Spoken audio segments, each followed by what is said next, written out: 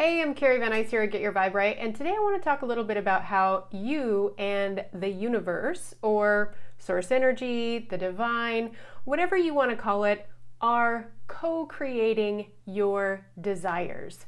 So how is it that this source energy takes your thoughts and your feelings and turns them into reality? Well, source energy is creative energy, that its purpose is to create. The purpose of universal energy is to expand, to create, to evolve, to keep moving, to keep bringing our desires into reality so that we as a species and the world around us can continue to expand on an ever evolving journey of creation. And so the way it really works is every time you have a thought or every time you express a desire in your mind, with your mouth, through your feelings, is the universe is like, yeah, let's do that. Yes, absolutely, I'm on it.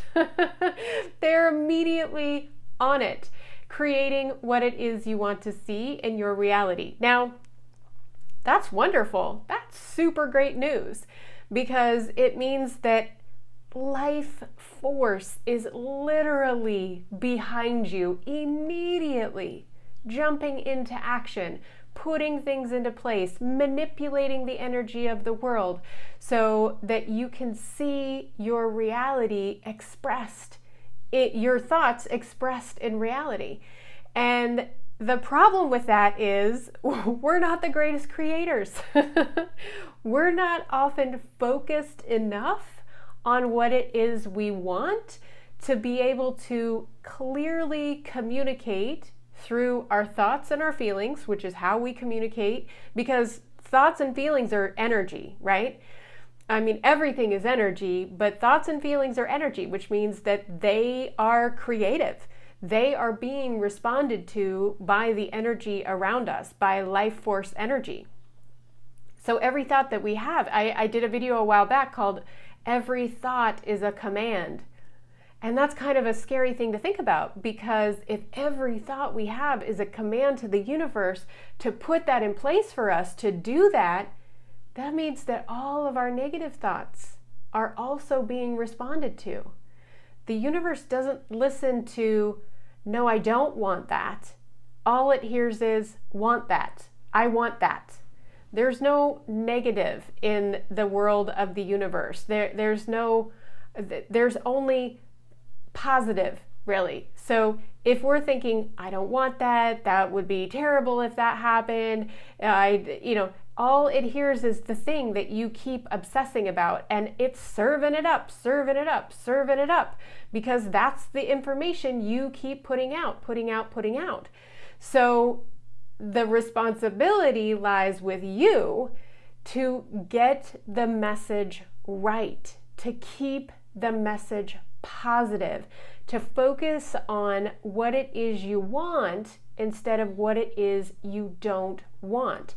And we are surrounded by a society and a culture that is telling us all the time, reminding us of the lack in our life, reminding us of what we don't have, reminding us of the how we are not talented enough or skilled enough or pretty enough or whatever it is, enough of something.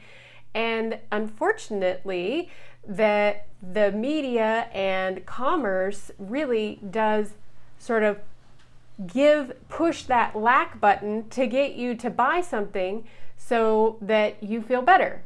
But the universe doesn't work that way. The universe wants to know what it is you want, not what it is you don't want, so that it can respond to it.